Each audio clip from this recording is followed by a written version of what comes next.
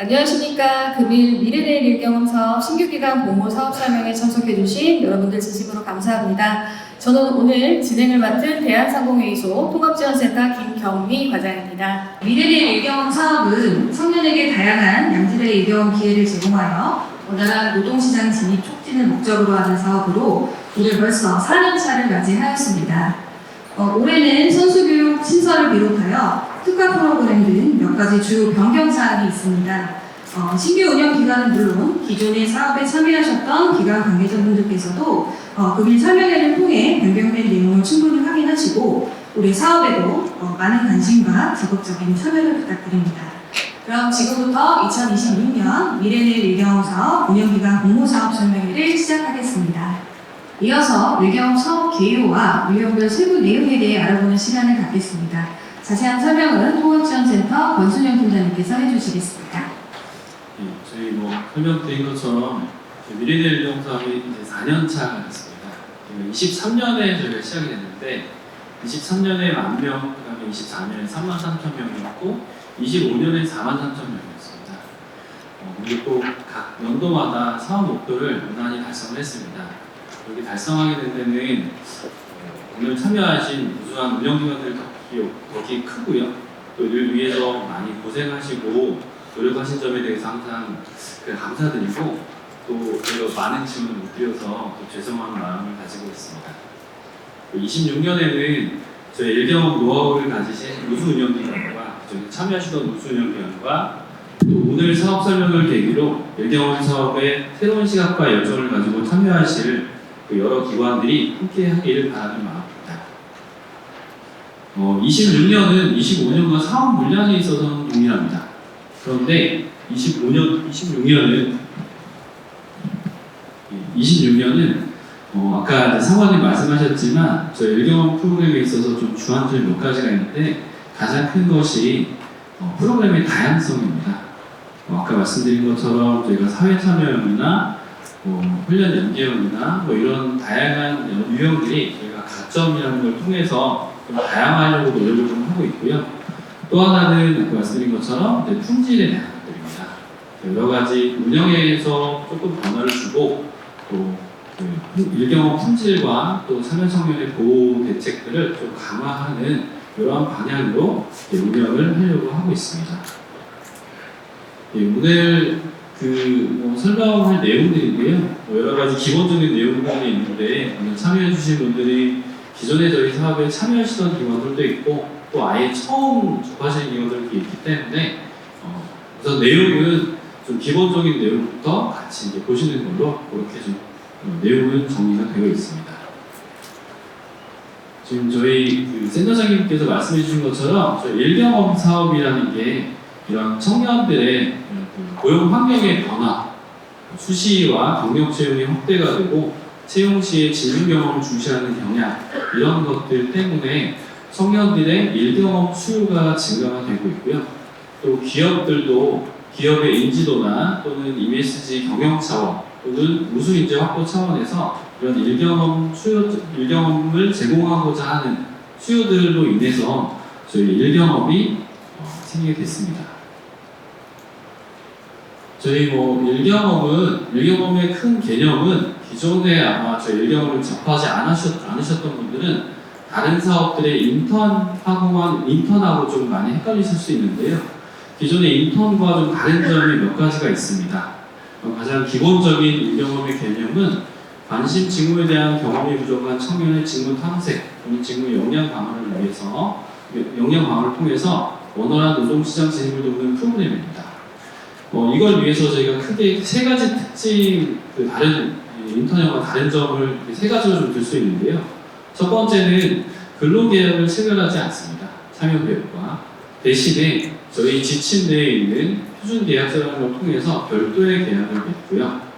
또 대신에 그러면 고용보험이나 이런 것들이 회사에서 가입되어 있지 않기 때문에 일경험 중 말씀할 수 있는 청년의 보호를 위해서 재해보장보험을 모든 참여자들에 대해서 일괄 가입합니다. 그리고 또 하나는 인턴형이라는 게 대부분 다 취업하고 무조건 연계를 하는 방향으로 가는데 저희 사업 같은 경우에는 전제를 하지 않지만 권장하긴 합니다. 그래서 뭐 청년과 기업이 서로 상호 협의한다면 그 일경험을 했던 참여 기업에 취업하는 것도 가능합니다. 그리고 또 저희가 일경험이라는 걸 하기 전에는 올해 같은 경우에는 사전 직무 교육과 선수 교육이라는 걸 통해서 참여자의 원활한 일경험을 지원을 하고, 일경험 중에는 멘토링이라는 걸 통해서 멘토가 일경험 중에도 지원을 할 수 있도록 하고요. 또 일경험 후에는 희망자에 한해서 다른 고용 서비스를 연계하는 이런 일경험의 전, 중, 후까지 이렇게 지원을 하는 프로그램으로 보시면 될 것 같습니다. 일경험 사업의 추진책입니다. 저희 미래의 일경험 사업은 고용노동부가 주관하고 통합지원센터가 운영을 하는 그런 체계로 되어 있고요. 여기에 이런 그 전체적인 일경험의 운영은 통합지원센터에서 하고 있고 역할을 하고 있고, 모니터링 지원센터는 일경험 전반에 대한 모니터링을 하고 있고요. 또 권역별 지원센터는 우수한 운영기관과 참여기업을 발굴하는 역할로 업무를 나눠서 사업을 진행을 하고 있습니다. 다음은 일경험에 대한 간단한 용어와 역할들입니다. 저희 참여 청년, 참여 기업, 운영기관, 그다음에 사전직무 교육기관은 저희 사업에 참여하는 주체들입니다. 좀 뒤에 가서 조금 더 자세한 설명을 드리도록 하겠습니다. 그리고 저희가 선수교육이라는 거하고 사전직무교육이라는 게 있는데요. 사전직무교육은 그 전까지 저희가 계속 하던 겁니다. 일경험 전에, 사전에 직무에 대한, 저희가 일경험에 대한 그 특징을 나눌 때 직무로 그 일경험의 특징을 구분하는데, 그 일경험의 직무에 대한 전반적인 교육을 받는 것들을 사전직무교육이라고 했고요. 근데 이 사전직무 교육 중에 일부를 저희가 사업에 대한 소개라든가 이런 것들을 하도록 안내를 했었는데, 그런 것들을 조금 더 강화하기 위해서 저희 선수교육이라는 걸 좀 앞에 넣으려고 하고 있습니다. 이 선수교육은 참여 청년을 대상으로 해서 저희 일경험 사업에 대한 전반적인 내용과 그다음에 참여하는 유형을 참여했을 때 의의사항들에 대해서 기본적인 내용들을 좀 먼저 교육을 하려고 하고요. 또 인턴형 같은 경우는 뒤에 가서 유형에 대해 설명을 드리겠지만, 실제 일경험 환경에 기업에 가서 거기에 있는 구성원들과 같이 같은 공간에서 일경험을 하기 때문에 일반 프로젝트형과는 좀 다르게 직장 내 성희롱이나 괴롭힘 또는 기본적인 직장 예절들과 같은 기본적인 교육들을 조금 더 하도록 하고 있습니다. 이 선수교육 같은 경우는 이번에 신설된 거고요.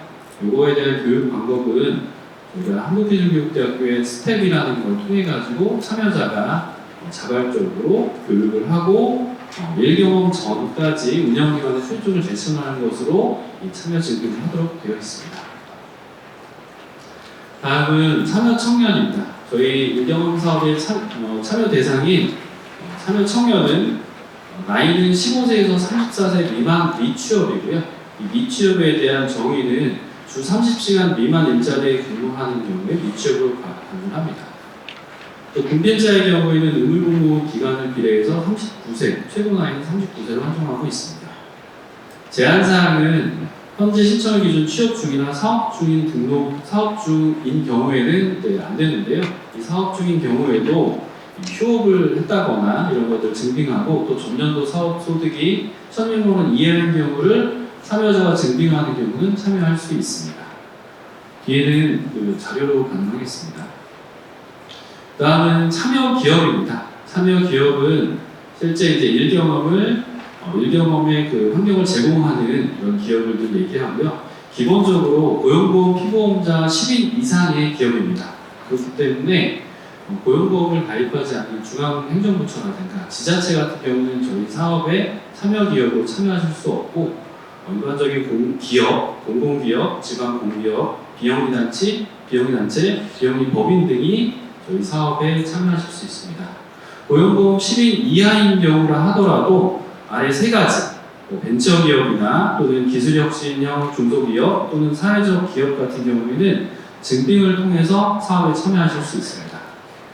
또 밑에 유의사항에 보시면 운영기관이 참여기업의 역할을 할 수 있는데요.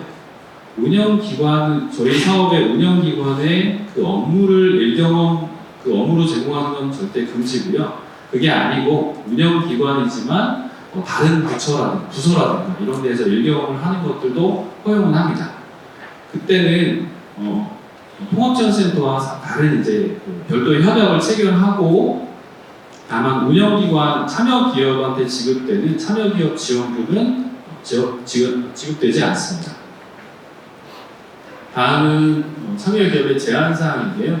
한번 좀 보시면 될 것 같고 다른 것들은 뭐 어떤 처벌이라든가 뭐 이런 일반적인 내용들이고 6번에 보시면 초중등 교육법하고 고등교육법에 따른 학교는 저희가 좀 참여할 수 없기 때문에 참여기업 발굴하실 때 이걸 좀 숙지하셔서 발굴하시면 좋을 것 같습니다.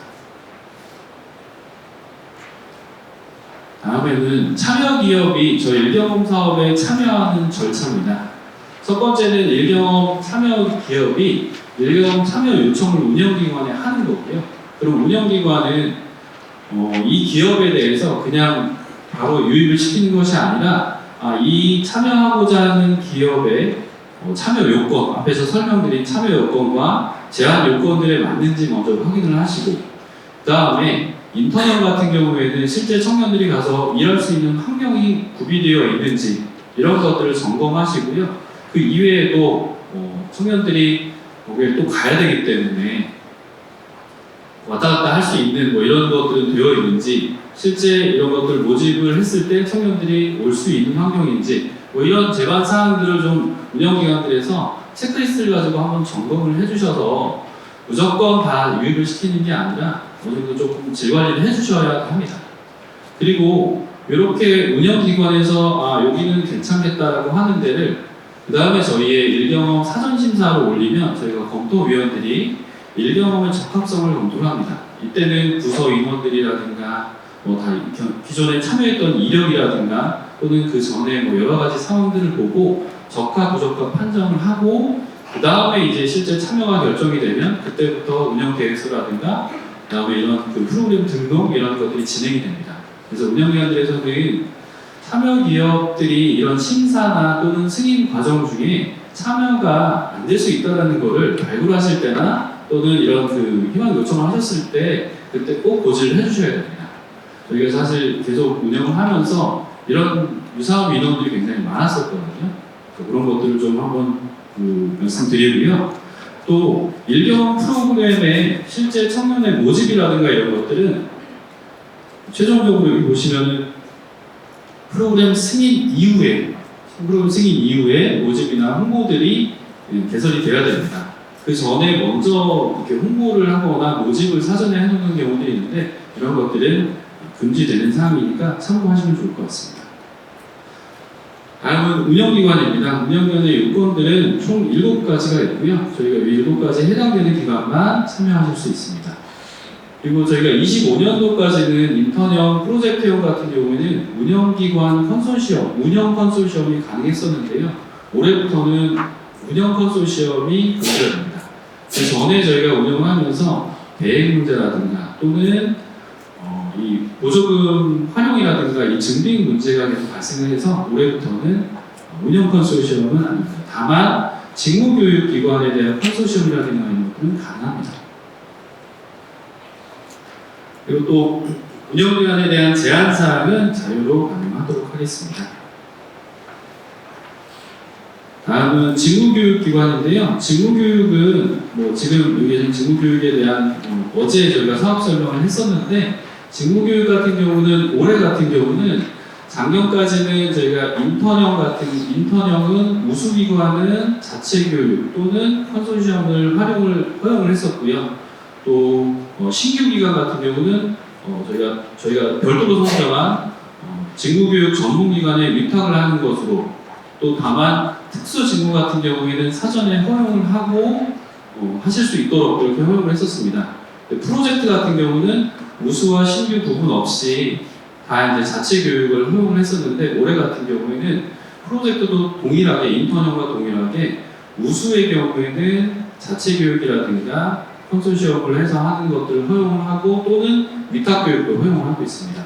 프로젝트 신규 같은 경우에는 인턴형과 동일하게 별도로 선정된 사전직무교육 전문기관에 위탁을 하는 것으로 다만 사업계획서를 제출하실 때 특수직무라든가 또는 운영기관에서 자체적으로 하는 것들이 더 나은 뭐 이런 사유라든가 뭐 이런 계획들을 주시면 저희가 그거는 검토하고 승인하는 것으로 이렇게 운영을 하도록 하겠습니다.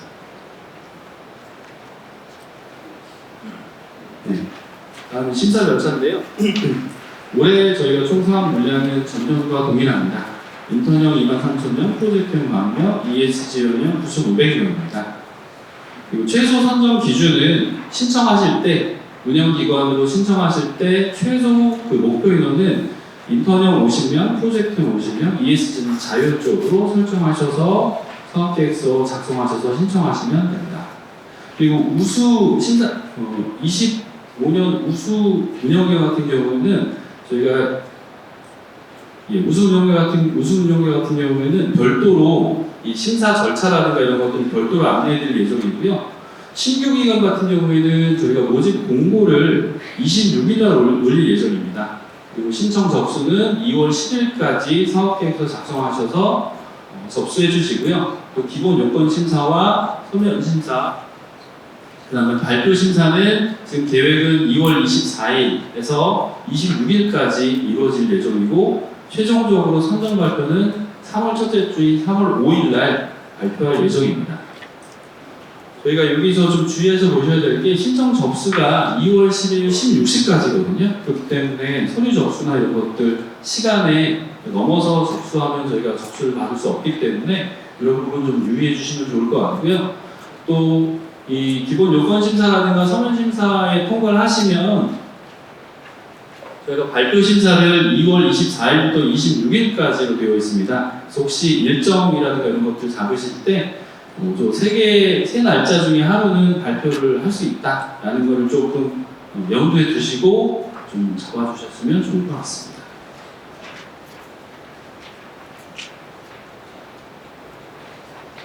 네, 다음은 유형별 소개입니다. 저희 참여 자격은 아까 말씀드린 것처럼 15세에서 34세, 기업은 10인 이상 이렇게 되어 있습니다. 프로그램의 구성은 인턴 프로젝트형은 선수교육, 사업기초와 요령기초, 인턴형은 총 6시간의 선수교육을 듣고, 그다음 프로젝트형은 2시간의 선수교육을 듣고요. 직무교육은 동일하게 15시간 이상을 실시하게 됩니다. 그리고 인턴형 같은 경우에는 일경험 기간은 4에서 20주, 프로젝트는 6에서 8주를 일경험 기간으로 설정하실 수 있습니다. ESG 지원형은 자율 편성하시면 됩니다. 인턴형은 청년이 기업에서 직접 과업 또는 현업을 수행하면서 직무 역량 강화를 지원하는 프로그램입니다. 여기서 그 계획에서 보시는 것처럼 청년이 기업에서 직접이기 때문에 기본적으로 인턴형 같은 경우는 재택근무라든가 이런 것들보다는 실제 기업에서 일경험을 실시하는 것을 원칙으로 합니다. 세부 내용은 선수교육 6시간, 그다음 사전직무 교육 15시간 이상, 일경험 프로그램은 4에서 20주인데요. 이때 4에서 20주 동안 주 25시간까지는 정부지원금으로 편성 가능하십니다. 그리고 주 26시간에서 46시간까지 25시간을 제외한 시간을 편성하시고자 하는 경우에는 기업 부담을 하시는데 그 기준은 정부지원금으로 편성된 수당에 비례해서 지급하는 것을 기준으로 하셔야 되고요. 이것은 저희가 그냥 다 이렇게 신청하면 되는 건 아니고요. 일경험 환경이라든가 이런 것들, 그 다음에 일경험 직무의 특수성 뭐 이런 것들을 좀 고려하려고 합니다. 그래서 일경험 시간을 조정한다든가 또는 일경험 직무에 따라서 예를 들면 은행권이나 또는 반도체라든가 어떤 민감 정보를 다루는 기업에서 일경험을 실시하는데 그런 고용보험이 가입돼서 직원으로 되어 있지 않으면 실제적인 일경험이 좀 힘들다 이런 경우에는 제한적으로 통합지원센터에서 사전 승인해서 승인된 내용으로 운영계획을 작성하고 청년들에게 모집 공고를 통해서 청년을 선발하는 식으로 이렇게 지금 운영하려고 하고 있습니다. 그 다음에 인턴형은 일경험 주 멘토가 선임이 되어야 되는데요. 일경험 멘토는 참여기업 멘토는 실제 일경험 그 기업에 같이 재직하면서 또는 같은 그 직무를 수행하면서 실질적으로 저희 참여 청년에게 일경험에 대한 업무적인 도움을 줄 수 있는 이런 그 멘토의 역할을 하셔야 되고요. 선임 기준은 보시는 바처럼 참여기업에 근무 중인 사람이어야 되고 재직 1년 이상이고 다만 임원이라든가 이런 분들은 실질적인 멘토링 수행이 불가능하다라고 저희가 판단해서 선임하실 수 없습니다. 주요 책무들은 멘토 면담을 하고 멘토링 보고 이렇게 하는 것으로 되어 있습니다. 전반적인 운영 절차는 참여기업을 운영기관에서 참여기업 발굴하고 프로그램을 기획하고 청년 모집 선발하고 청년이 선수교육, 사전직무교육을 통해서 일경험을 실시하고 성과 분석을 하고 성과 확산으로 이렇게 하는 8개의 단계로 운영기관들의 운영 절차가 마련되어 있습니다. 자세한 운영에 대한 부분들은 나중에 운영기관 선정이 된 이후에 저희가 운영 매뉴얼들 설명할 때 좀 더 자세하게 설명을 드리도록 하겠습니다. 다음은 저희가 인턴형 예산 편성 기준입니다. 지금 이 빨간색 별표로 표시된 부분들이 25년과 좀 달라진 부분인데요. 기업 지원금은 작년과 동일합니다. 1인당 1주 5만 원으로 동일하고요. 멘토 수당 같은 경우에도 청년 1인당 일주에 3.75만 원 동일합니다. 직무교육 수당도 청년이 받는 직무교육 수당도 직무교육 기간에는 동일하고요. 다만 청년의 수당이 좀 인상됐습니다. 청년의 수당이 1인 1주 올해는 32만 5천 원이었는데 37만 5천 원으로 올해 바뀌었고요. 또 체류지원비는 동일하게 적용이 되고 또 가장 중요한 운영기관 운영비가 작년에 60만 원이었다가 70만 원으로 10만 원 인상이 됐습니다. 이 기준은 일경험 개시입니다.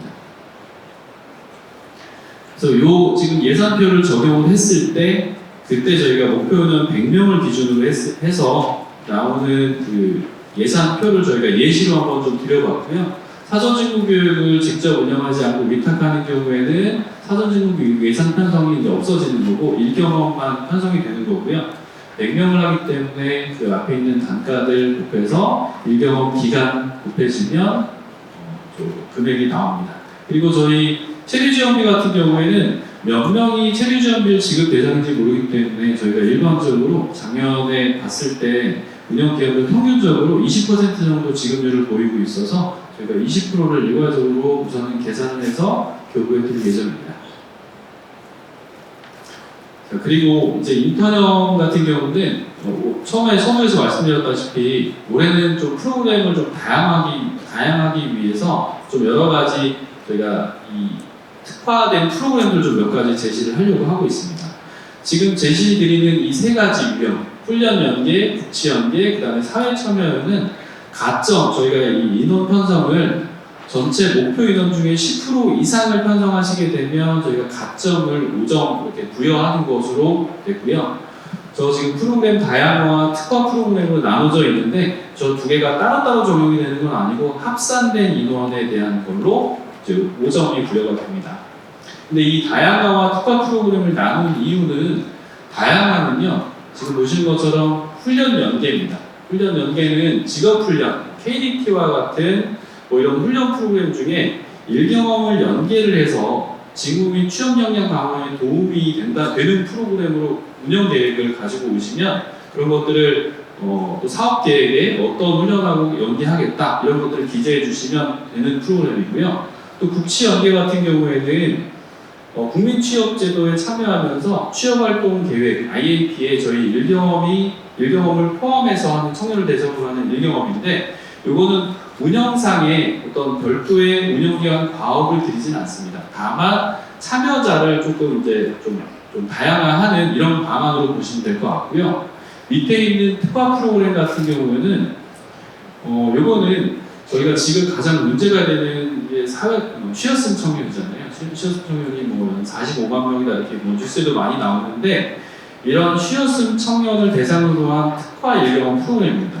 그래서 요거는 참여 대상이 특화된 것뿐만 아니라 운영 중에서도 이 취업생 청년에 대한 관리라든가 이런 과업들을 추가적으로 저희가 더 드리거든요. 그렇기 때문에 이거는 조금 전에 설명해드린 인턴형의 일반적인 단가표와는 다른 예산표가 적용이 됩니다. 그래서 이거 조금 헷갈릴 수도 있는데요. 훈련 연계와 국시 연계는 각정만 부여가 되는 것이고, 그 다음에 이 사회 참여형 같은 경우에는 각정도 부여가 되고 또 다른 단가로 조금 과업도도 늘어난다, 이렇게 보시면 될 것 같습니다.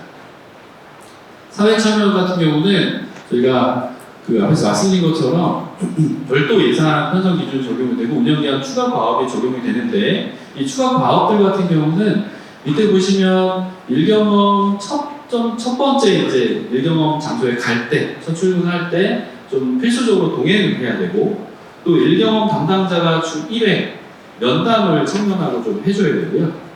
또 상시 상담할 수 있는 창구를 온라인 또는 오프라인으로 좀 열어두셔야 되고, 또 참여 기업에서도 저희가 일반적인 인턴형 같은 경우에는 멘토 1인이 5명까지 멘토링을 할 수 있는데, 배정을 할 수 있는데, 지금 이 사회 참여형 같은 경우 멘토 1인이 참여청에서 3명까지만 이렇게 해서 좀 집중적인 관리를 할 수 있도록 그렇게 하고요. 저희가 이 사회 참여 운영을 위한 매뉴얼 같은 경우에는 일반적인 운영 매뉴얼과 좀 다르게 제작해서 배포를 하려고 하고 있습니다. 그래서 이 구성은, 기본적인 구성은 이 일경험이 그냥 일반적인 기업 똑같이 그냥 대상만 다른 것이 아니라 참여 기업에서도 좀 달라지는 걸 저는 생각을 하고 있습니다. 특히 이런 쉬어쓴 청년들은 일반적인 청년들과는 달리 좀 목표 의식이라든가 좀 동기부여가 좀 약하고 조금 더 관리가 필요하기 때문에 일경험 장소도 일반적인 기업보다는 사회적 기업이나 또는 공공기관처럼 쉬어쓴 청년의 사회 재심을 위한 포용적 일경험을 할 수 있는 이런 기업들을 좀 발굴해 주자는 그런 요청도 같이 드립니다. 그리고 이 일경험, 이 쉬어쓴 청년을 대상으로 하는 일경험 같은 경우에는 일반적인 일경험은 저희가 주 25시간 이상 편성을 해야 되는데, 이 사회참여형 같은 경우에는 주 15시간에서 25시간을 유연하게 적용할 수 있습니다. 그래서 조금 이 참여 청년한테 조금 배려할 수 있고, 뭐 이런 그 일경험이라고 좀 보시면 될 것 같습니다.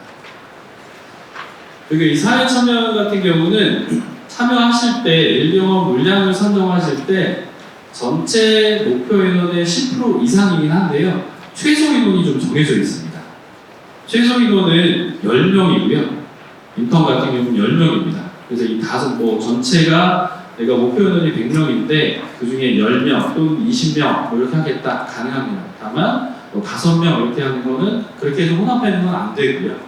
또는 경우의 수가 요거에 해당하는 건 아마 대부분의 우수기관일 겁니다. 작년 저희 사업에 참여해서 25년도 성과평가에 우수를 받으신 기관들 같은 경우는 그 신규 물량으로 아예 하는 것이 아니라 기존 물량을 어느 정도 가지고 하기 때문에 그 중에 10%를 이렇게 혼합해서 하시는 경우, 또 10명으로 제한을 좀 염두에 주셔야 되고, 또 신규 기관들도 이런 경우들이 있을 거고요. 또는 저희가 이 전체 물량을 사회 참여형으로만 하겠다, 전체 100%를, 이런 경우도 있을 거거든요. 그런 경우에는 최소 물량은 일반적인 그 운영기관 물량과 동일합니다. 최소 50명 이상 신청을 해주셔야 되는데, 저희가 이 아무래도 참여 기업에, 아까 말씀드렸던 것처럼 참여 기업인이라든가 이런 것들이 좀 다르기 때문에 일반적인 이 혼합해서 하는 그 운영기관과 이 전체 물량을 좀 포용적 일경험으로 사회 참여형으로 하는 경우에는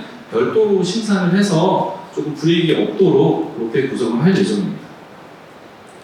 사회 참여형 같은 경우는 저희가 단가비가 좀 다릅니다. 사회 참여형 같은 경우 빨간색으로 표기가 되어 있는 거가 일반 인턴형과 좀 다른 그 단가입니다. 기업 지원금도 일반 그 인턴형은 5만 원인데 10만 원으로 해서 조금 더 기업이 아무래도 조금 더 케어를 많이 해야 되기 때문에 이렇게 감안을 했고요. 또 멘토도 그러니까 기본 일반 인턴은 3.75만 원인데 7.5만 2배 정도 돼서 멘토가 좀 더 많은 역할을 할 수 있도록 이렇게 지원을 설정을 했습니다. 그다음에 운영비도 일반 인턴은 70만 원인데 이 사회 참여형 같은 경우는 1인당 80만 원으로 조금 더 운영기관의 역할과 과업을 저희가 부여한 만큼 좀 더 비용적으로 보상해드리려고 설정이 됐습니다. 예, 그리고 이 인턴형 같은 경우에 사회 참여형을 같이 섞어서 하는 경우에 예시를 좀 보여드리는 건데요. 전체 인원이 100명인데 사회 참여형을 10명을 한다라고 하면 단가 기준이 다르기 때문에 일반 90명에 대한 그 예산 편성과 사회 참여형 10명에 대한 단가를 두 개를 혼합해서 그 합산 금액으로 설정하시면 되고요. 아까 말씀드렸던 훈련 연계형과 그 다음에 그 국지 연계형 같은 경우는 단가가 다르지 않기 때문에 그냥 일반으로 적용을 하시면 됩니다.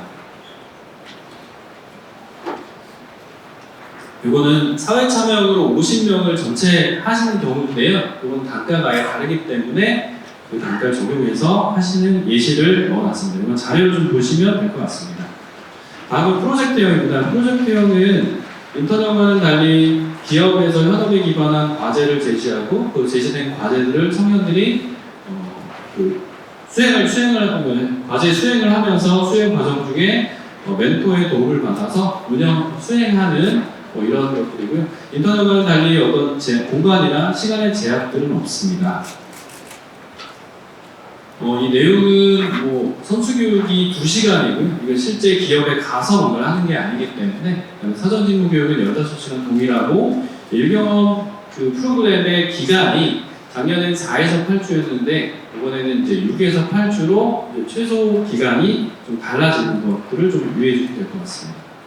그 다음에 이 프로젝트형도 멘토가 선임이 되는데요. 이 멘토의 과업이 인턴형과는 좀 다릅니다. 그래서 실제 이 프로젝트를 수행하는 데 있어서 운영 또는 그 기술적인 그 멘토링을 제공해 줄 수 있는 멘토를 선임을 하고 책무도 그에 맞게 지금 부여가 되고 있습니다.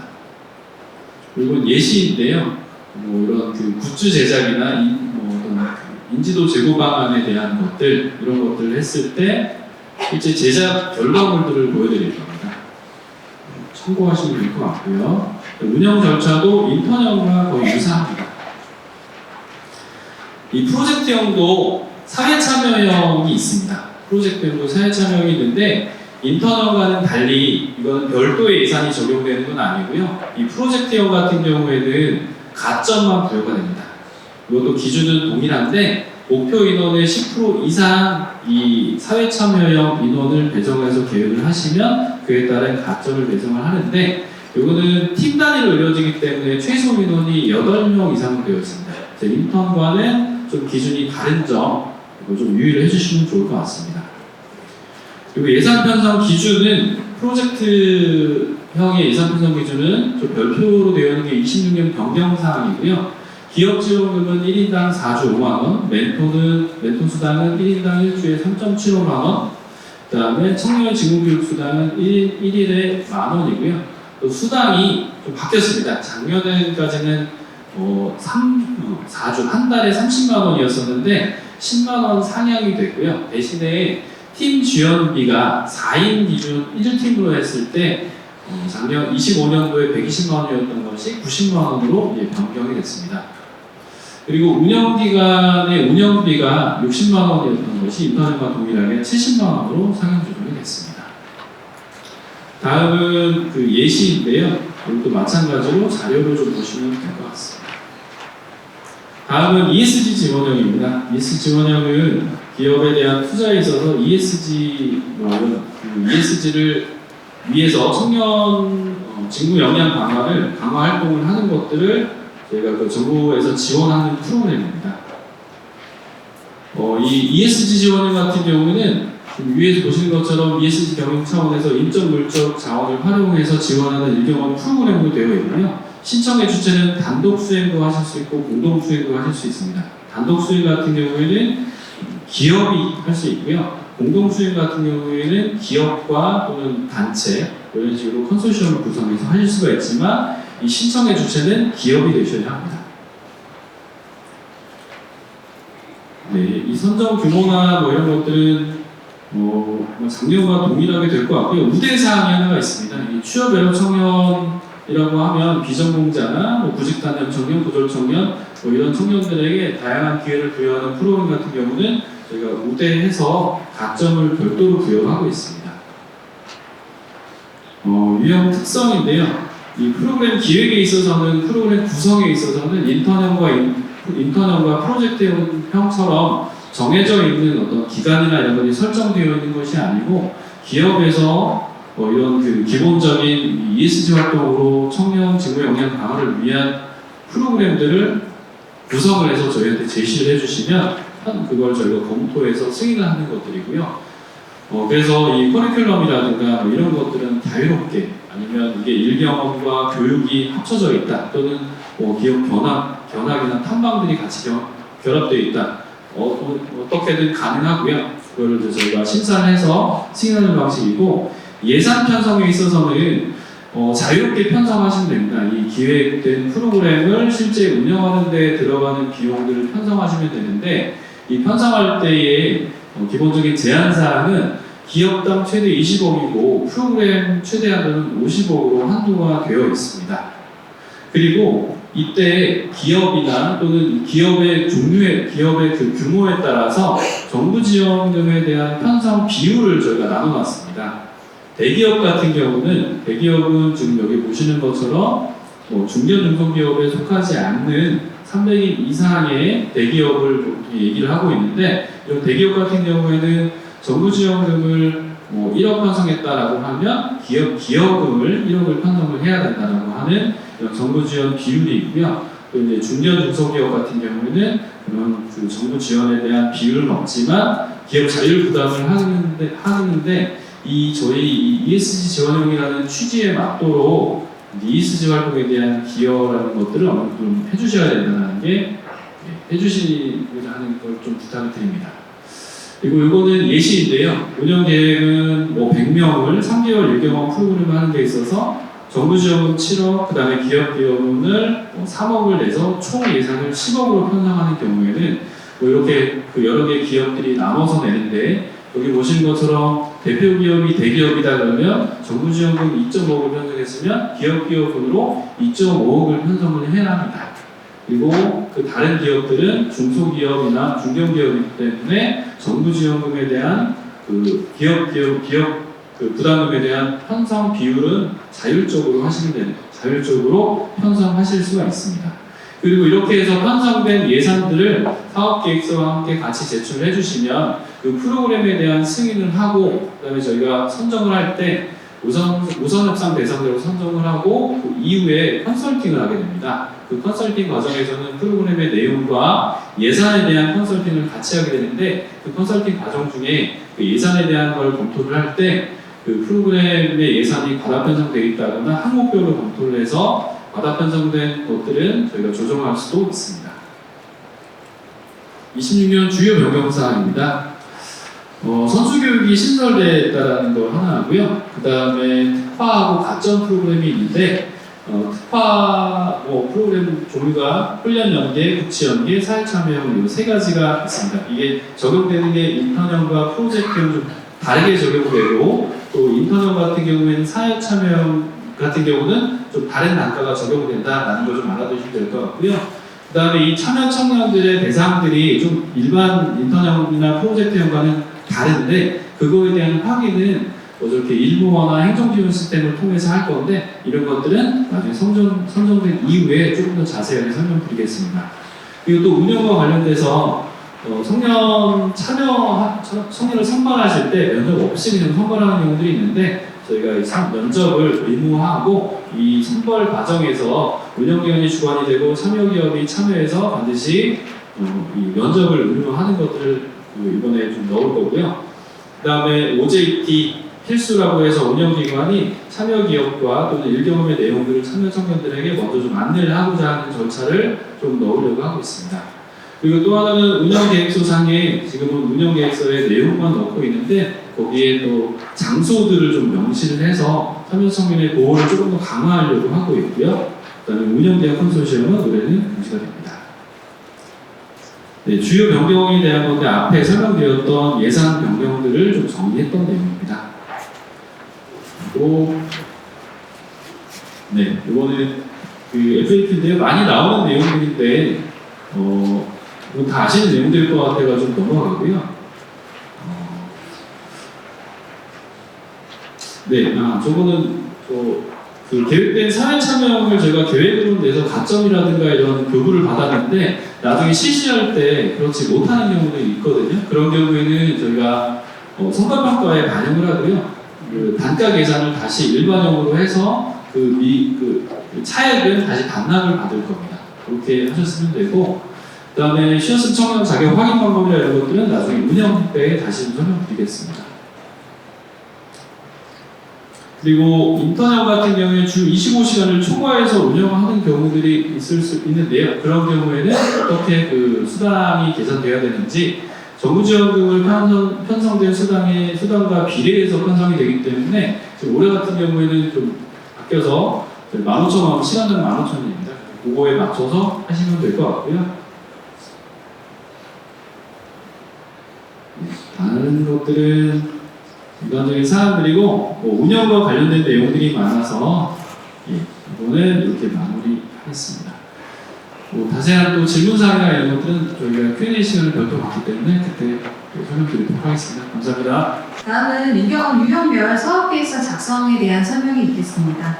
인턴 프로젝트 유형은 통합지원센터 박성실 과장님께서, ESG 지원형은 송민준 과장님께서 설명해 주시겠습니다. 네, 안녕하십니까. 방금 소개받은 유경험 통합지원센터 박성실 과장입니다. 아직 공고 전인 사업계획서 양식이고요. 이 공고와 양식은 이제 다음 주 월요일 날 올라갈 예정입니다. 오늘은 중점적으로 좀 보셔야 될 부분만 짧게 설명을 드리도록 하겠습니다. 첫 번째 페이지에 있는 작성 방법은 저희가 최소한의 기준을 안내를 드리고 있습니다. 해서 이 기준을 준수하셔가지고 작성을 해주시길 부탁드리고요. 제출 방법은 기안내 드린 바와 같이 방문 접수 또는 등기 우편 접수로 진행될 예정입니다. 오늘 시간이 좀 제한되어 있는 상황이기 때문에 공고된 이후에 그 작성 관련해서 문의사항은 인턴형과 프로젝트형 또 좀 이따가 말씀드린 ESG형별로 문의를 주시면 되겠습니다. 앞서 말씀드렸던 발표 내용에 있는 26년 주요 변경사항은 PT 자료를 활용하시면 되겠습니다. 첫 페이지입니다. 그 운영기관 일반 현황과 일경 사업을 수행할 그 내용들을 좀 요약을 해서 작성을 하시는 제안서 첫 페이지고요. 일반 현황들을 다 작성을 하시면 되는데 그 세 번째 줄에 있는 소재지 부분은 반드시 일경험 사업을 주로 수행하고 있는 사업장의 소재지를 포함해서 적어주셔야 됩니다. 넘어가도록 하겠습니다. 목차는 작성해 주시면 되고요. 우측에 있는 심사 항목별 요약서입니다. 해당 부분에 이제 저희의 심사 영역과 배점 부분이 이제 표시가 되어 있고요. 맨 밑에 보시면 가점 부분이 있는데 이 일경험 제공 지역은 말 그대로 이제 저희 수도권역 외에 비수도권의 일경험 확산 부분을 위해서 가점이 들어가 있는 거고요. 올해 신설된 특화 프로그램 및 프로그램 다양하게 있고 마찬가지로 가점에 포함되어 있습니다. 마찬가지로 첫 번째 이제 주 자료인데요. 그 신청기관 일반 현황도 3페이지 이내로 작성을 하시면 되겠습니다. 자본금 및 매출액 부분에 대한 부분은 최근 3년분을 작성을 해서 저희한테 제출해 주시면 되겠습니다. 결산월이 좀 다른 그 기업이나 기관께서는 최근 3년을 기준으로 작성하시면 되겠습니다. 그리고 해당 기관의 조직도와 총괄적인 조직도를 인원 현황과 같이 기재를 해주시면 되겠습니다. 최근 3년간 의사사업 수행 실적 경험을 이제 작성을 해주시는데 이 모든 실적에 대한 실적 증명서는 필수 증빙서류입니다. 저희 일경험 사업을 수행하셨던 기존 기관께서는 이제 최초 배정받으셨던 분량과 증감됐던 분량, 그래서 최종 인원과 이제 저희 성과평가 등급을 같이 세부적으로 기재를 해주시면 되겠습니다. 두 번째 사업 추진 계획입니다. 운영기관에서는 이제 우리 일경험 사업의 취지에 맞춰서 우리 사업에 참여하게 된 목적을 구체적으로 기재를 해주시고 그 목적을 바탕으로 세부 추진 전략과 프로그램 설계 방안을 작성을 해주시면 되겠습니다. 운영기관 사업 추진 체계는 도표나 그림, 다이어그램 등을 활용하셔가지고 운영기관과 참여기업 그리고 다양한 외부 위원회를 활용하시는 기관들이 있으신데 그런 부분들을 포함하셔가지고 사업 추진 체계도를 작성하시면 되겠습니다. 조직 구성 및 운영입니다. 그 일경험을 주로 수행하는 부서의 그 전담부서 조직도를 이제 도표 형식으로 그려서 넣어주시면 되고요. 사업 운영 관련 투입 예정 인력 현황은 아래 부분에 작성을 하시면 되겠습니다.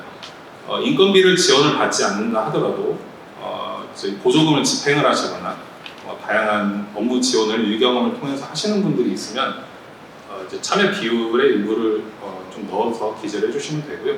올해는 200명 이상 약정 물량을 갖고 계신 운영기관에서는 반드시 100% 인건비를 지원받는 전담자 1명 이상을 배치를 하셔야 됩니다. 전담 인력 전문성 확보 계획은 우리 통합지원센터에서 주관하는 직무연수나 교육훈련, 그리고 일경험 사업과 관련된 타 기관의 직무연수 등을 해당 조직의 구성원, 일경험 사업 구성원들의 어떻게 진행시킬 것인가에 대해서 정량적인 부분과 정성적인 부분을 함께 기재를 해주시면 되겠습니다. 마찬가지로 일경험 전담 인력 채용 계획이 있는 기관에서는 그 세부 채용 계획을 기재를 해주시면 되겠습니다. 사업계획 다음에 이제 모집 홍보 부분인데요.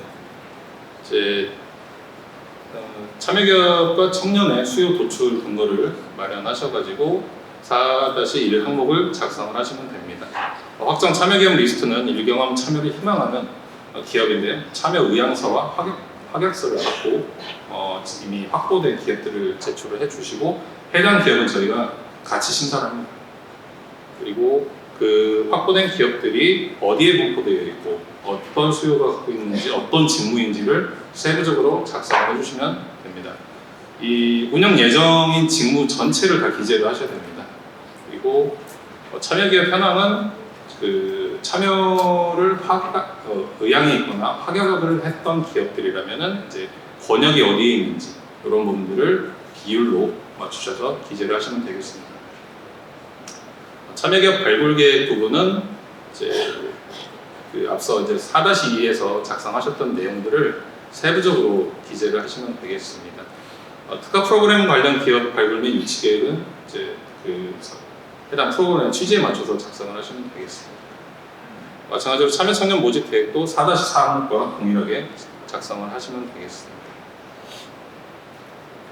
직무 분야 사전 분류는 우리 그 사업에 있는 그 직무 분야가 총 9개입니다. 그래서 경영사무부터 공공행정까지 이제 같이 이제 진행이 되는 거고요. 기타 부분은 위 8개의 직무에 해당되지 않는 직무들을 포함을 하고 있습니다. 이제 운영 관련된 부분인데요. 일단은 저희가 그 참여기업 지원을 운영 계획을 말씀을 드려야 되는데 이제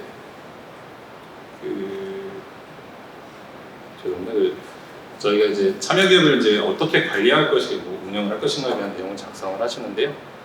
이제 참여기업은 이제 확보를 하셨는데 중간에 참여기업의 대내외적인 상황으로 참여기업 변경이 되는 경우에 대한 대응 방안들, 그리고 우리 일경험 사업에는 그 운영기관에서 확보한 참여기업의 그 60% 이상을 현장 점검을 하게끔 되어 있습니다. 그래서 그거에 대한 점검 계획이나 문제가 발생한 그 참여 기업에 대한 대응 계획, 그리고 잘 하고 있는 기업에 대한 어떤 인센티브 지급 계획, 그리고 참여 관리에 대해서 일경험의 지속 참여를 위한 계획들을 같이 제출을 해주시면 되겠습니다. 마찬가지로 참여 청년을 위한 운영 계획도 동일한 부분이고요. 이어서 이제 일반 프로그램 운영 계획입니다. 앞서 말씀드린 것처럼 올해는 일반과 그 특화 두 가지로 나누게 되는데 프로그램 설계를 하실 때 해당 작성 내용들을 이제 저희가 좀 세부적으로 기재를 해놨습니다. 이제 좀 글씨가 좀 작아서 다 안 보이실 것 같은데 이제 직무 교육을 함께 자체적으로 하시게 되는 운영기관에서는 이제 별참 양식의 사전 직무 운영 계획서가 같이 있습니다. 그래서 프로그램 운영 계획서를 직무별로 작성해서 제출을 하실 때 직무 교육도 같이 제출을 하시고 직무 교육을 위탁을 하시게 될 기관들은 직무 교육 계획서는 제외하고 작성하시면 되겠습니다. 특화 프로그램 부분인데요. 이 부분에 대해서는 이제 그 취지는 이미 설명을 드렸고 실시 개요나 특화 프로그램에 대한 설계 운영 계획, 그리고 참여 청년 대상 자체가 쉬었음 청년이라는 그 대상이 상당히 좀 어려우실 겁니다. 그래서 이런 부분들을 운영기관에 갖고 있는 특성과 장점에 맞춰가지고 작성을 하시면 되겠습니다. 앞서 말씀드린 것처럼 7-1-5인데요. 사회 참여 특화 프로그램 운영 계획을 작성했을 때는 주 1회 이상 면담과 상시 소통 채널과 그리고 이제 첫 일경험 출근 시에 동행을 하는 계획들을 반드시 포함해 주시고, 우리가 그 운영기관 담당관은 1인당 원래는 20개소에 참여청량 50명까지입니다. 근데 사회참여 같은 경우는 10개소에 30명까지만 저희가 허용을 할 예정입니다. 그리고 멘토 1인당 원래는 5명인데 이것도 3명까지만 적용을 할 예정입니다. 가점 프로그램입니다. 마찬가지로 이제 7번 항목인데요. 훈련 연계에 앞서 말씀드린 것처럼 KDT 등 이제 직업훈련과 관련된 부분이고, 국민실업지원제도와 연계된 부분입니다. 성과관리 계획입니다. 우리 일경험 사업은 8월 말까지 조기 개시를 목표하는 부분을 굉장히 중요하게 판단하고 있습니다. 이는 성과평가에도 가점이 되는 부분이고요. 그래서 이제 8월 말까지 어떻게 이제 조기 개시를 하실 것인지에 대한 세부적인 계획을 작성을 하시면 되는 겁니다.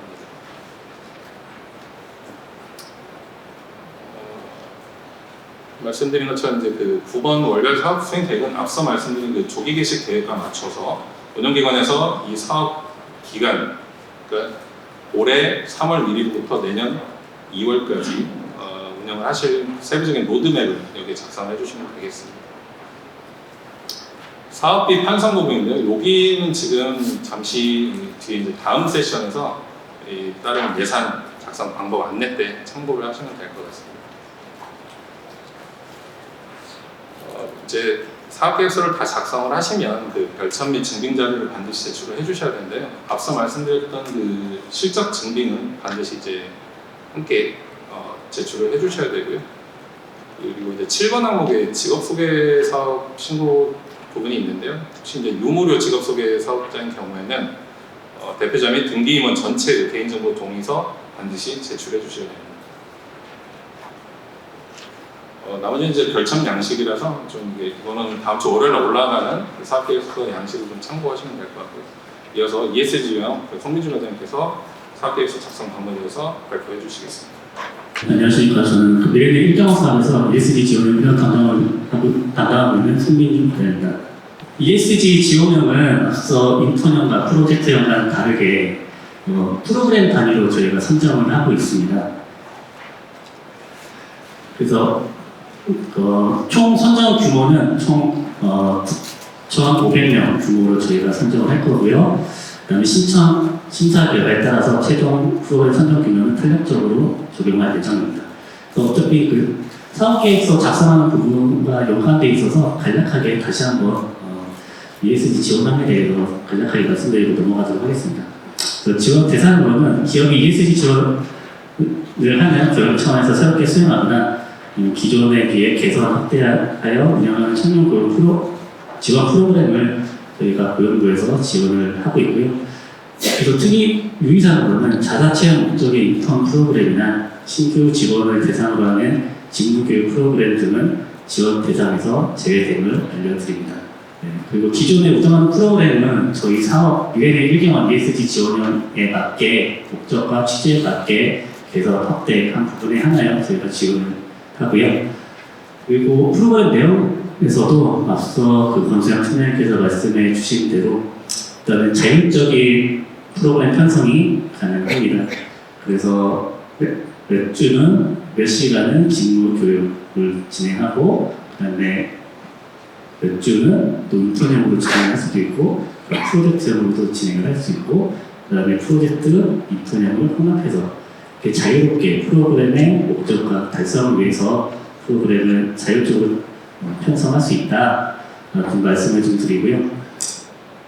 그리고 고용노동부가 지원한 타 훈련사업 KDT 등과의 그 차별화가 좀 있어야 됩니다. 그리고 어떤 교육 훈련 프로그램과 차별화가 좀 돼 있어야 된다는 거고요.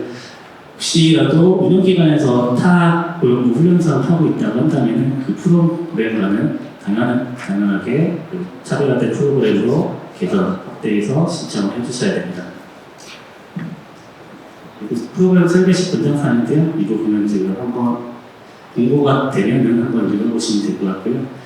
그다음에 ESG 지원원 같은 경우도 사회적 취약계층의 대상 시험 역량 강화 프로그램인 경우에는 가점으로 저희도 인정을 하고 있습니다.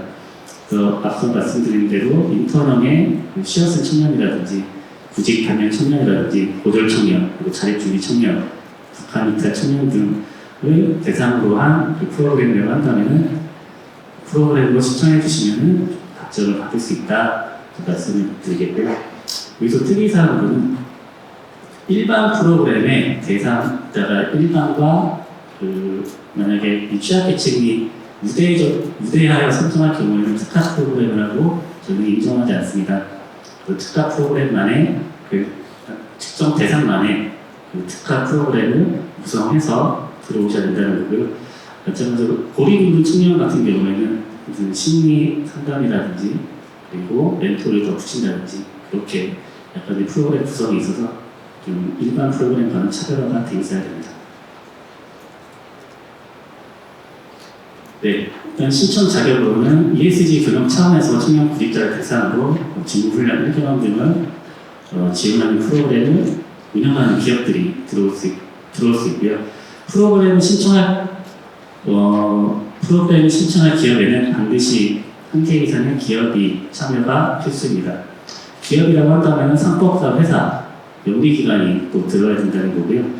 근데 이런 그 한 개 이상 기업과 컨소시엄으로 들어올 수 있는데요. 그래서 기업과 기업으로 컨소시엄 들어올 수 있고요. 기업과 지원기관으로 한다. 말씀을 드리면은 비영리기관을 말씀을 뜻합니다. 그래서 학교, 대학교 산학협력단이라든지 협회, 단체가 이제 하나의 기업과 같이 컨소시엄으로 들어오셔가지고 역할을 분담하셔서 프로그램을 운영한다고 했을 때 신청해 주시면 되겠고요. 그 신청 주체는 이제 참여기업들이 신청해 주시는데 공동수행 컨소시엄으로 할 경우에는 대표기업, 지원기관들이 신청해 주시면 됩니다. 그리고 지원 내용은 앞서 말씀드린 대로 프로그램을 최대 50억, 그리고 참여기업별로 20억 원 이내로 저희가 지원을 하고 있고요. 근데 이렇게 지원을 한다고 명시는 되어 있지만 보통은 이렇게까지 지원이 특히 좀 상한선까지 지원은 좀 어렵고요. 보통 이제 목표 인원이라든지 그 프로그램 구성에 따라서 약간 예산 편성을 잘 해주셔가지고 신청해 주시면 될 것 같습니다. 그리고 참여자 수당은 월 100만 원 정도 지급이 정부 지원금으로 가능한데요.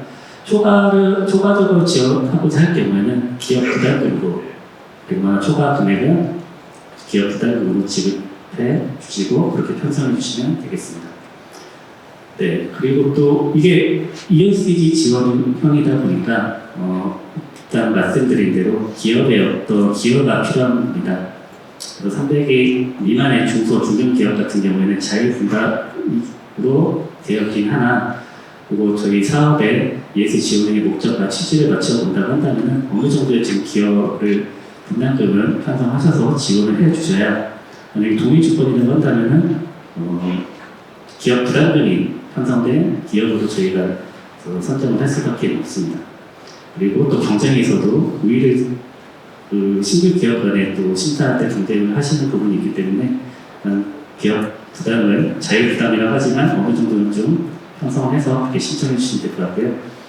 그리고 300개 이상의 대기업 같은 경우에는 50%를 총 사업비의 50%를 기업 부담금으로 편성을 해주셔야 되고요. 예를 든다면 총 사업비가 만약에 1억이라고 한다면은 5천만 원은 정부 지원금, 또 5천만 원은 기업 부담금으로 편성을 해주시면 됩니다.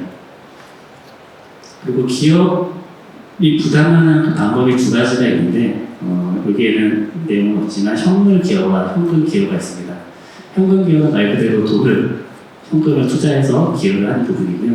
현물 같은 경우에는 기업에 가지고 있는 시설, 장비, 공간, 그리고 내부 인력 등을 금액으로 환산하셔서 저희한테 제출해 주시면 그 부분도 컨설팅을 거쳐서 기업 부담금으로 인정을 저희가 하고 있습니다.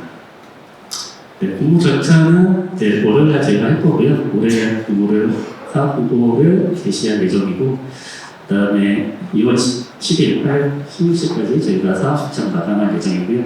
그리고 ESG 지원금 같은 경우는 3월 5일 날 저희가 선정 발표를 하지만 앞서 말씀드린 대로 우선협상 대상 프로그램을 저희가 발표를 합니다. 그래서 우선협상 대상 프로그램 대상으로 저희가 3월 내에 컨설팅을 예산안과 프로그램 내용으로 저희가 컨설팅을 할 예정이고요. 그리고 26년, 그러니까 올해에는 예산의 편성의 타당성 그리고 적절성 등을 집중 검토를 할 예정이고요. 그래서 예산의 금액이 만약에 용역비가 5천만 원 편성돼 있다.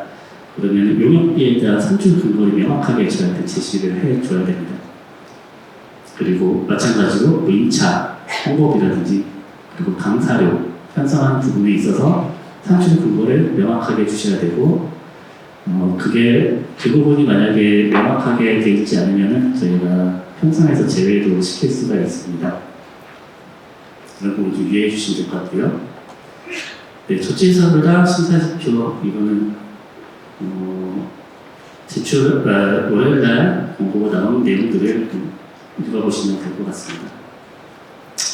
또 작성 규약과 기타라는 한번 공사도 확인해 주시면 될 것 같고요. 저희가 넘어가도록 하겠습니다. 그 운영제안서 작성의 유의사항인데요. 이거는 제가 한번 한 개의 파일을 읽어드리는 것보다는 몇 가지 제가 그냥 유의사항으로 발췌해서 몇 가지로 좀 나눠봤는데요. 먼저 미래대 1개방 사업에서 운영 제안서 맨 첫 장에 있는데 저희가 목표 인원이 계획 인원이 있습니다. 계획 인원은 중복 인원은 제외하고 선정해 달라라고 좀 말씀을 드렸는데 이 중복 인원이라고 한다면 ESG 지원 같은 경우는 저희가 단계별로 좀 수행하는 그런 경우가 있습니다. 맨 처음에 기초, 보통 심화 이렇게 과정으로 한다면 기초 과정에 100명을 뽑아놓고 그리고 그 중에 50%를 그 다음 단계로 간다고 한다면 총 인원이 150명, 200명 그렇게 되는 게 아니라 최초 모집한 100명이 이제 계획 인원으로 되는 거고요. 그런 부분을 위해서 이 부분을 좀 작성을 해주시면 될 것 같습니다. 그리고 심사항목과 요약서가 있는데요. 요약서를 제가 그 기존에 신청서를 딱 받다 보면 요약서를 좀 그러니까 내용들이 약간 부실하게 정리되는 것 같더라고요. 이 부분도 하나의 그 심사 자료로 저희가 활용할 수도 있기 때문에 요약서에도 해당 프로그램의 핵심적이고 중요한 사항들을 잘 작성해서 주시면 좋을 것 같습니다. 그리고 마지막에 가정사항 10점짜리가 저기 있는데요.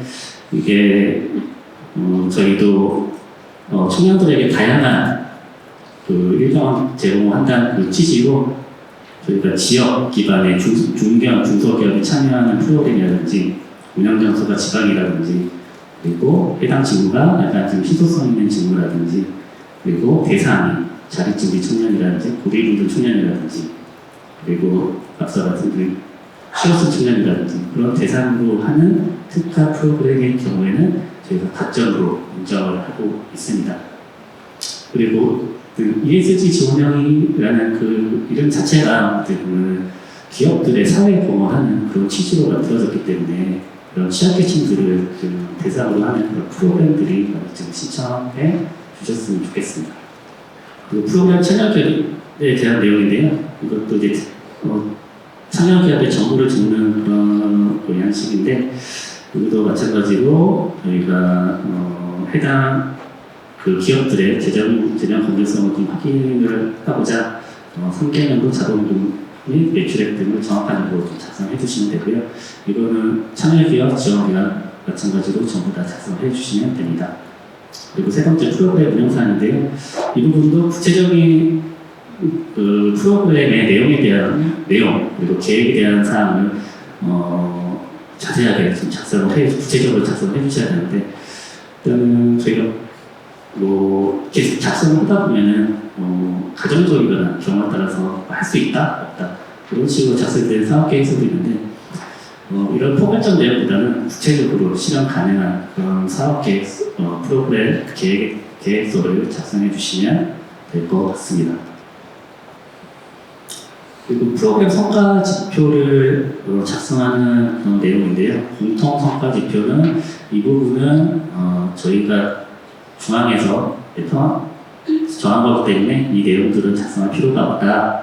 그리고 밑에 있는 자체 설정 성과 지표를 이제 작성을 해주셔야 되는데, 저희가 지금 일정상으로 보면은 12월 달에 거의 성과평가를 진행을 하고 있습니다. 성과평가를 진행하고 있는데, 그 전에 11월까지 측정 가능한 자체 성과 지표를 목표를 설정해 주시고, 그거에 따른 자체 달성 여부를 그 목표들을 좀 설정해 주시면 될 것 같고요.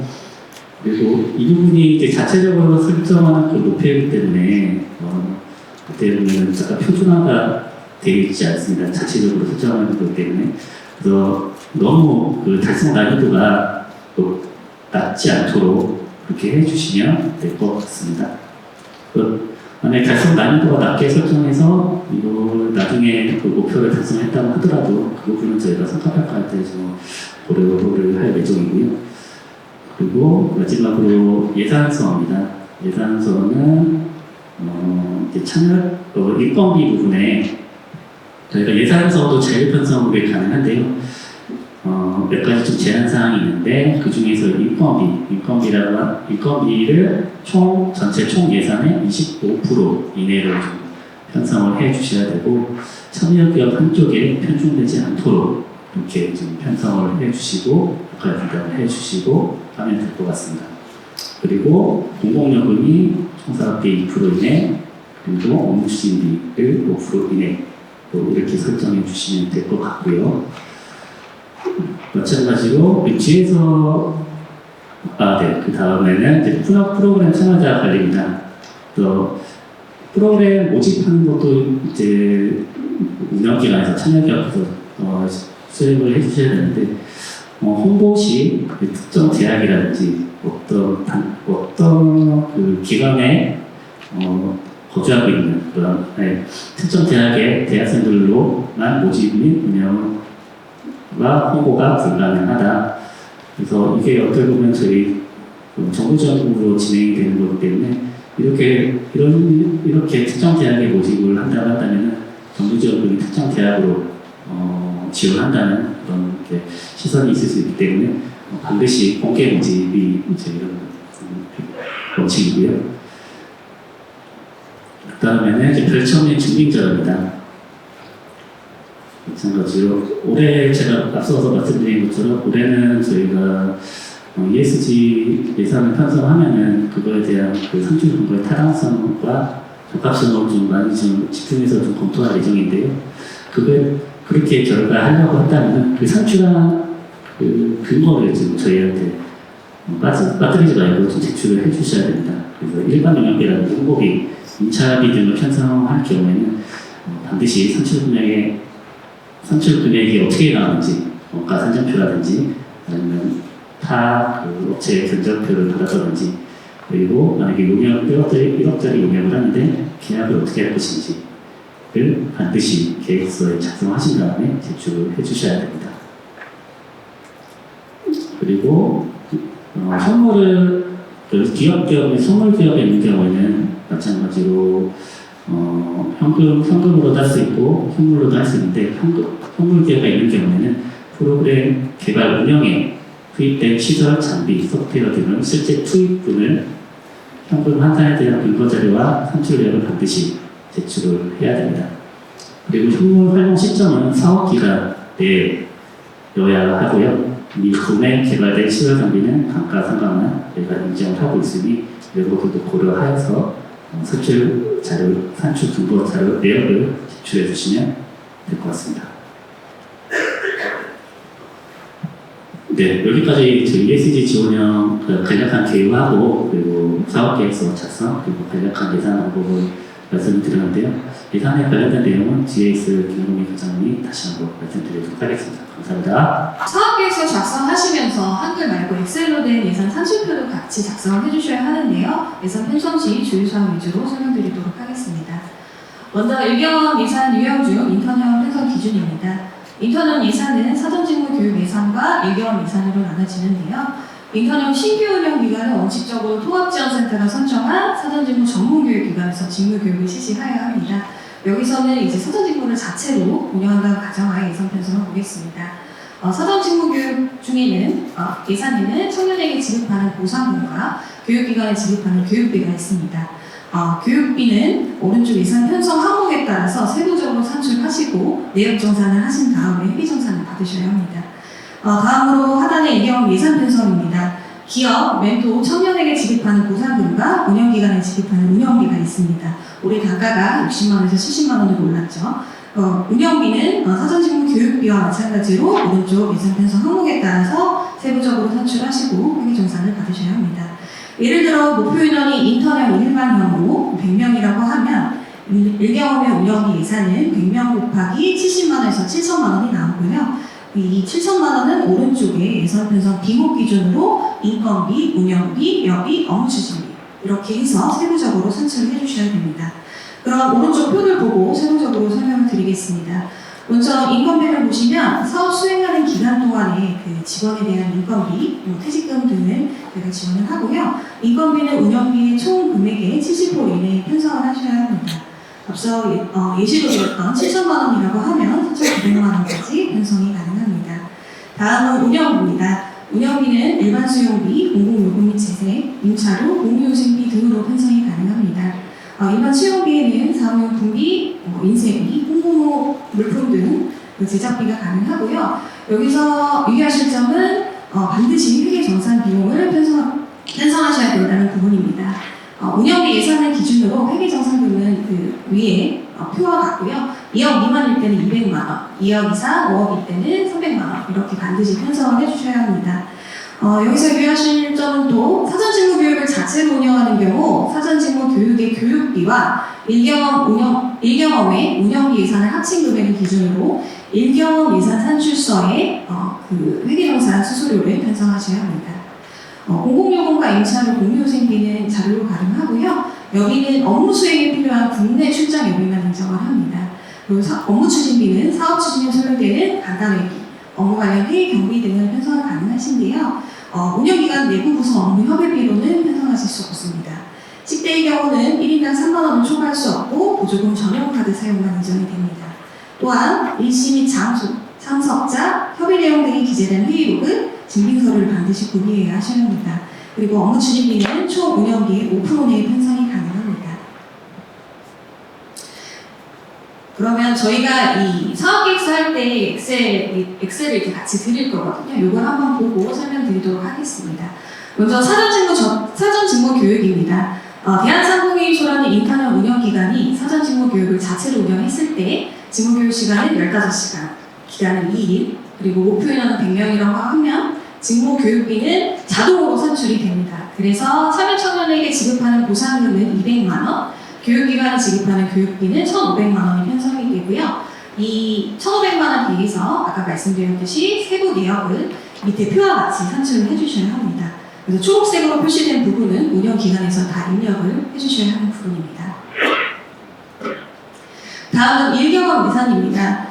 인턴형의 경우 일반형과 사회참여형의 단가가 다르기 때문에 제가 그 프로그램 기본 정보를 따로 입력을 해놨습니다. 그래서 이것도 입력을 하시면 자동으로 보상금과 기간의 운영비가 산출이 됩니다.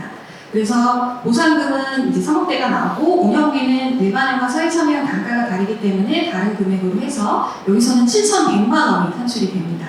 그럼 이 금액을 앞에 말씀드렸다시피 또 세부적으로 편성을 하셔야 됩니다. 그래서 제가 인건비에 운영 책임자, 운영 담당자, 회계 담당자 이렇게 인건비와 퇴직급여를 입력을 했고요. 그다음에 복리후생비도 쭉 편성을 했고 회계정산 수수료도 사전직무 교육비와 운영비를 합한 금액을 기준으로 2억 미만이라서 200만 원을 입력을 하였습니다.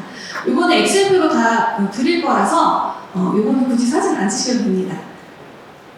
그 다음은 프로젝트형입니다. 프로젝트도 그 인턴형과 그 보상금의 지급 기준, 기간을 제외하고는 동일하고요. 그 다음에 사회참여형 단가가 동일해서 이거는 별도로 따로 단가가 다르지 않습니다. 그래서 만약에 프로젝트형의 사전직무 교육을 자체로 운영할 시에는 회계정산 수수료에 사전직무 교육비, 일경 운영비, 그리고 여기 프로젝트는 일경 팀 지원비에 합한 금액으로 회계정산 수수료 예산을 편성을 하셔야 합니다. 네, 마지막으로 ESG 지원형인데요. 이거는 앞에서 좀 설명을 좀 드린 것 같아서 인건비가 이거는 총 운영비 25% 이내, 그리고 제세가 공공요금 및 제세가 2% 이내, 업무 추진비는 동일하게 5% 이내 편성된다는 점 하고요. 그리고 ESG 지원형은 총 운영비 예산을 다 들어갑니다. 보상금도 들어가고요. 기업금도 들어갑니다. 그래서 금액이 좀 클 겁니다. 그 예산을 감안하셔가지고 회계정산 수수료를 편성하셔야 됩니다. 그리고 ESG 지원 올해는 예산을 굉장히 깐깐하게 고갈해서요. 편성하실 때 최대한 자세하고 구체적으로 작성해 주시면 좋겠습니다.